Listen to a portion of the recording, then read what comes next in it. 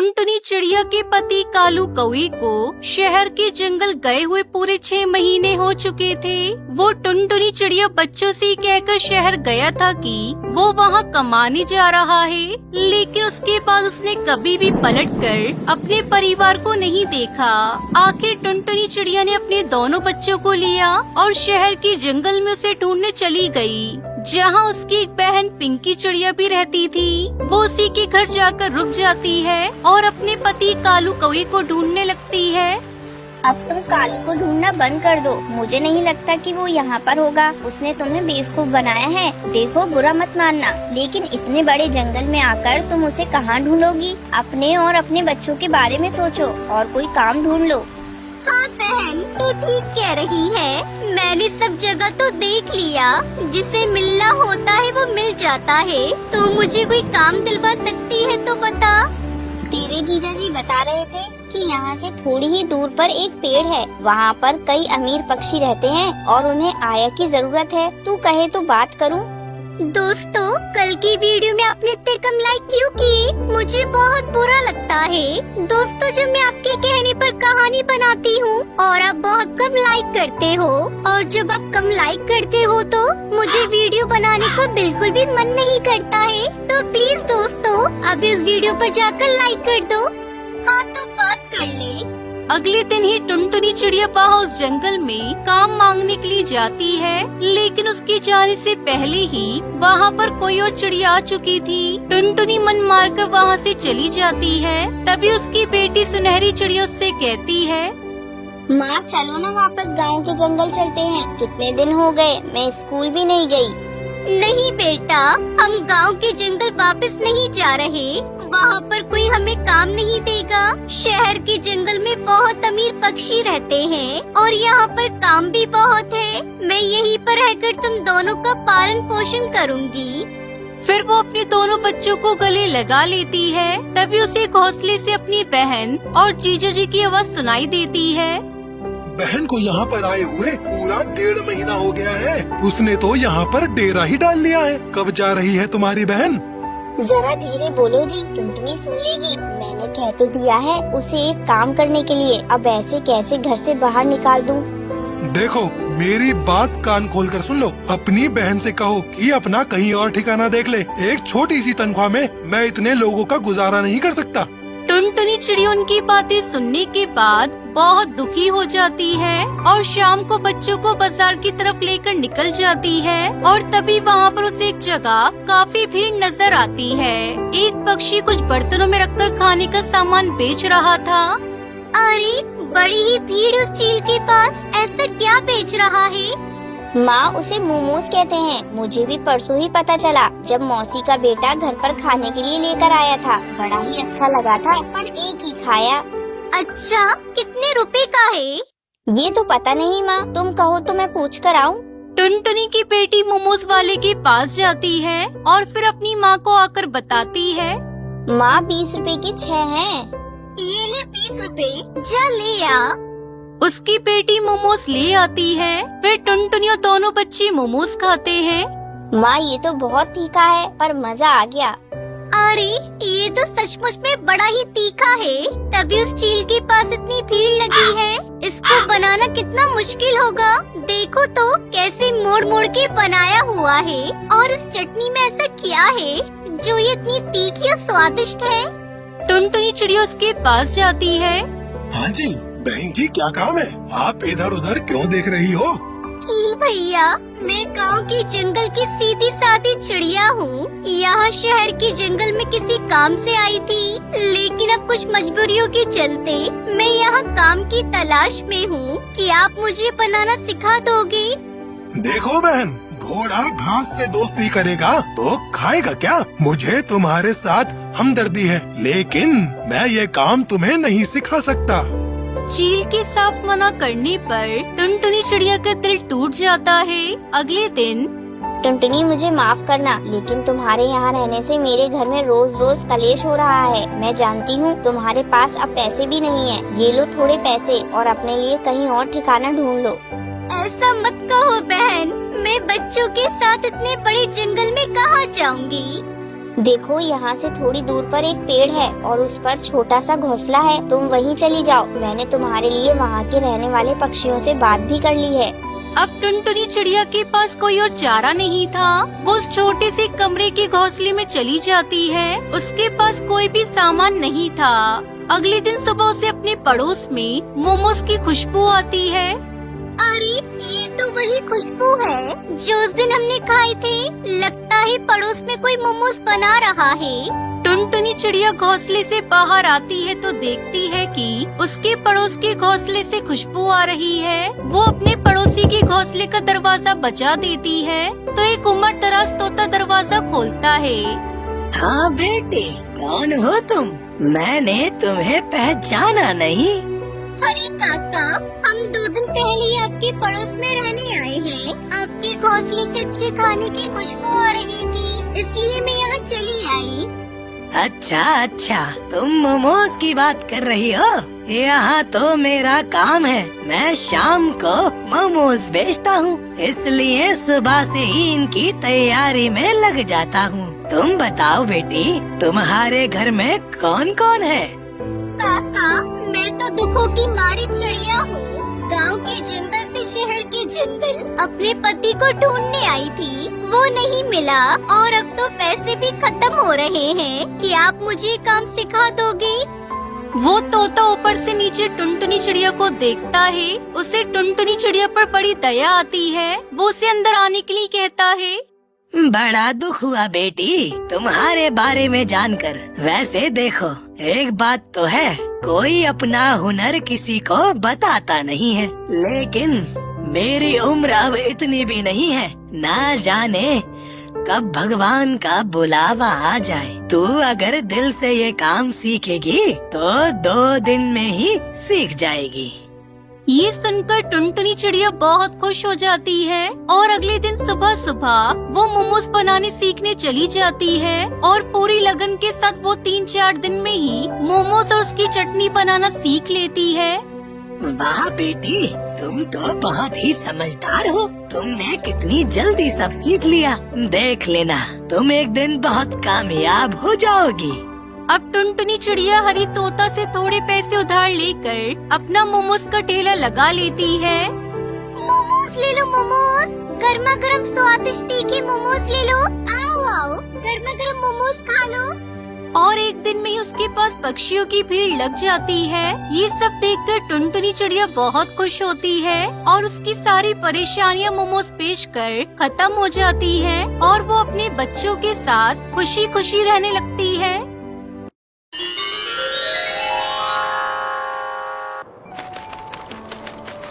सुंदरवन के घने जंगल में टुनटुनी चिड़िया अपने बच्चों के साथ रहती थी। टुनटुनी चिड़िया सबकी मदद करती थी, जिससे जंगल के सभी पक्षी टुनटुनी चिड़िया को बहुत मान सम्मान देते थे। टुनटुनी चिड़िया के 2 बच्चे थे, वो बहुत ही छोटे थे, इसलिए टुनटुनी चिड़िया उन्हें घर में छोड़कर अकेली भोजन की तलाश में जाती थी। एक दिन टुनटुनी चिड़िया भोजन की तलाश में जा रही थी, तभी रास्ते में उसे बादल मिल गया।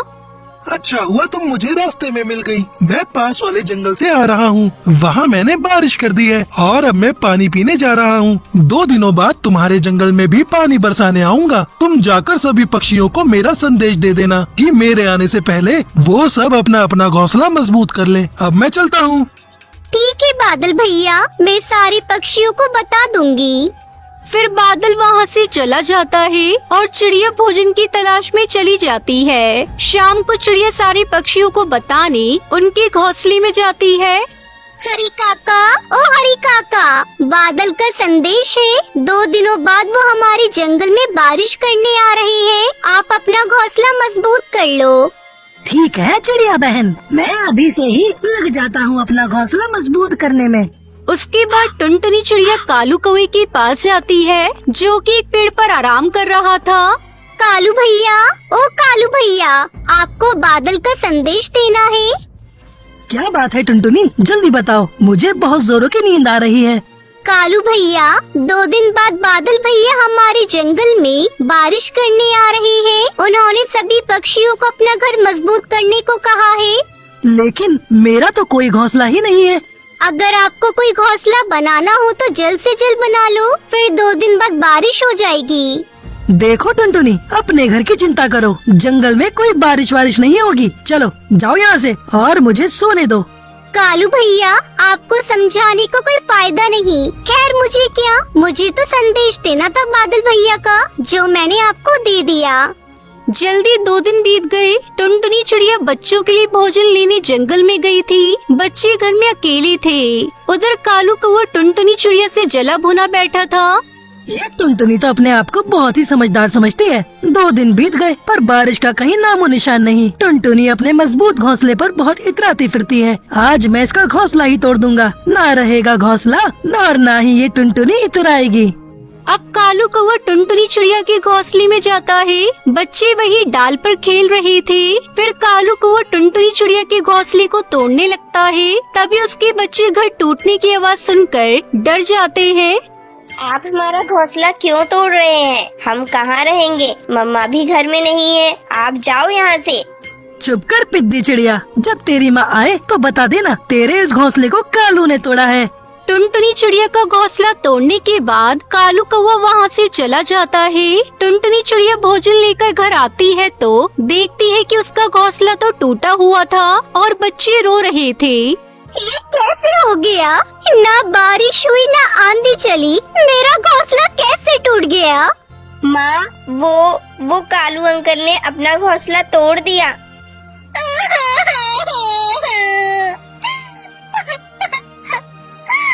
मैंने कालू भैया का क्या बिगाड़ा था जो उन्होंने मेरा घोंसला तोड़ दिया?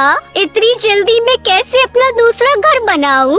तभी टुनटुनी चिड़िया देखती है कि आकाश में काले काले बादल छा गए और बारिश होने लगी। टुनटुनी चिड़िया अपने बच्चों को लेकर पपीते के पेड़ के पास चली जाती है। वो पेड़ से कहती है, पेड़ जी, मुझे अपनी डाल पर थोड़ी सी जगह दे दो। मेरा घोंसला कालू कौवे ने तोड़ दिया। जंगल में तेज बारिश हो रही है। बारिश रुकने के बाद मैं अपने बच्चों को लेकर यहाँ से चली जाऊंगी। हाँ हाँ चिड़िया, तुम मेरी इस पेड़ की डाल पर जब तक चाहो आराम से रह लो। इस डाल पर बारिश भी तुम्हारे पास नहीं आएगी। फिर टुनटुनी चिड़िया अपने बच्चों के साथ पपीते की पेड़ की डाल पर रहने लगी। उधर तेज बारिश में कालू कौवा बारिश को झेल नहीं पाया और उसकी मौत हो गई। वहीं टुनटुनी चिड़िया को पेड़ के पास कुछ बांस की लकड़ी पड़ी हुई दिखाई देती है। पेड़ जी, ये जो बांस रखे हैं, इन्हें क्या मैं ले सकती हूँ? मैं इनसे अपना घोंसला बना लूंगी। हाँ टुनटुनी, ये तो सालों से ही यही पड़ी हुई है। तुम इससे अपना मजबूत घर बना लो। अब टुनटुनी चिड़िया दिन रात बांस का घर बनाने में लग जाती है और बांस का एक सुंदर सा घर बना लेती है। उसके बाद टुनटुनी चिड़िया खुशी खुशी अपने बांस के बने घर में रहने लगती है। इस कहानी से हमें सीख मिलती है कि कभी किसी का बुरा नहीं करना चाहिए। बुरा करने वाले का हमेशा बुरा होता है। टुनटुनी और बंटी अपने एग्जाम देने के बाद अपने नाना नानी के घर छुट्टियां मनाने जाते हैं। अरे बच्चों, इस बार तुम दोनों अकेले ही सुंदरवन से यहाँ आ गए? हाँ नानी, क्योंकि अब हम बड़े हो चुके हैं। टुनटुनी की नानी का घर बिल्कुल सुनसान जगह पर था। सामने सड़क और पीछे घना जंगल। हमारे जंगल में तो बहुत भीड़ भाड़ और शोर शराबा रहता है। यहाँ कितनी शांति है। नाना जी, मैं जंगल घूम कर आती हूँ। टुनटुनी अकेले ही जंगल में घूमने चली जाती है। टुनटुनी को एक पेड़ के पीछे से किसी चिड़िया की रोने की आवाज आती है।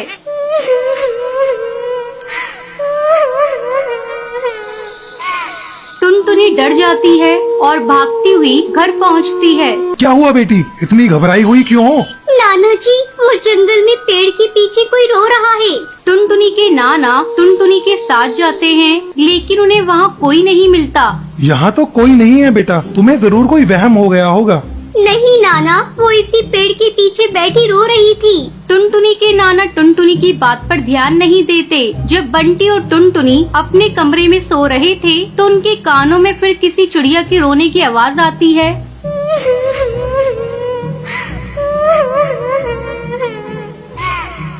ये आवाज जंगल से आ रही है। नाना को जगाना चाहिए। टुनटुनी और बंटी आवाज का पीछा करते हुए जंगल में पहुंचते हैं। पेड़ के पीछे एक चिड़िया बैठी रो रही थी।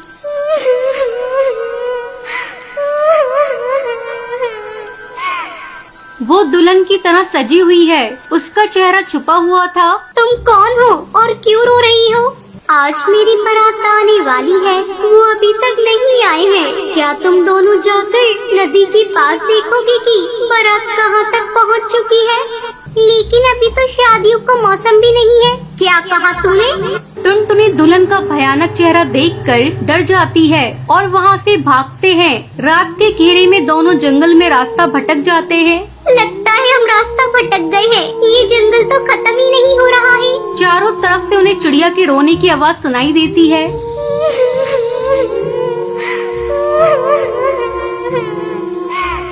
वो भागते भागते नदी के पास पहुंच जाते हैं। वो देखते हैं कि वहाँ किसी की बारात आ रही है। बैंड बाजी बज रहे हैं। बंटी और टुनटुनी चीखते हैं और अपने नानी के घर की तरफ दौड़ते हैं और उनके नाना नानी घर के बाहर ही खड़े थे। बच्चों, तुम लोग कहाँ चले गए थे? हम तुम्हें कब से ढूंढ रहे हैं। हम लोगों ने भूतों की बारात देखी, वो इसी तरफ आ रही है।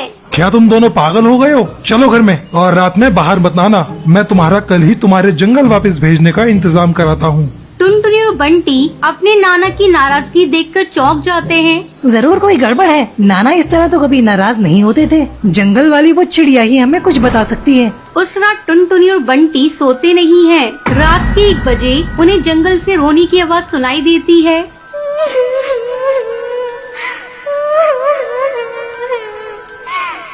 वो तुरंत जंगल में जाते हैं। तुम कौन हो?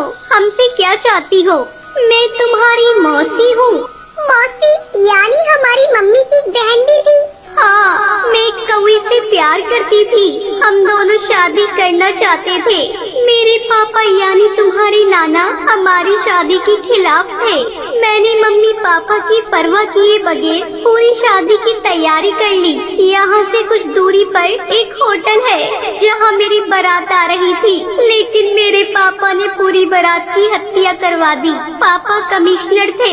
उन्होंने सिख जंगल की दुर्घटना बताकर मामले पर पर्दा डाल दिया। मैंने आत्महत्या कर ली। तभी टुनटुनी और बंटी के नाना नानी वहाँ आ जाते हैं। बच्चों, इतनी रात में तुम दोनों यहाँ क्या कर रहे हो? हमें सब पता चल गया है नाना। मुझे माफ कर देना बच्चों, मैं अपने आत्मसम्मान के कारण पागल हो गया था। मैंने अपनी बेटी को खो दिया। आज भी जंगल में पक्षियों को चिड़िया के रोने की आवाज सुनाई देती है। अक्सर पक्षी नदी के पास भूतों की बारात को गुजरता हुआ देखते हैं। नंदनवन जंगल में एक नदी के पास एक भूतिया चिड़िया का साया था, जिससे सब पक्षी बहुत परेशान थे। एक दिन की बात है, सब पक्षी जंगल के सरपंच कड़कनाथ सेठ के पास जाते हैं। कड़कनाथ सेठ, हम सब पक्षी बहुत परेशान हैं। जंगल में भूतिया चिड़िया की आत्मा की वजह से कोई भी पक्षी नदी से पानी भरने नहीं जा पाता है। हाँ कड़कनाथ सेठ, टुनटुनी बहन बिल्कुल सही कह रही है। हम सब बहुत डरते हैं उनसे। जंगल के न जाने कितने पक्षियों को मारा है।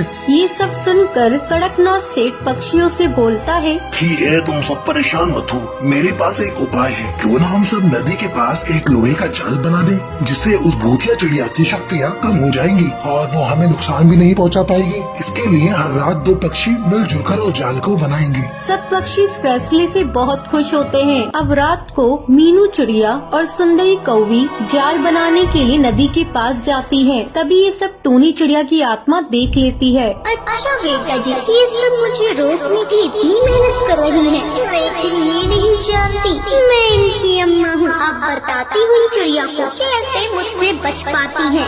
अब टूनी चिड़िया की आत्मा सुंदर सी चिड़िया का रूप लेकर चाय बेचने के लिए जाती है। चाय, गर्मा गर्म चाय, अदरक इलायची लौंग वाली चाय, चाय पी लो चाय। उसकी आवाज सुनकर मीनू चिड़िया और सुंदरी कौवी वहाँ पर आती हैं। अरे चिड़िया बहन, जरा 2 कप चाय देना तो।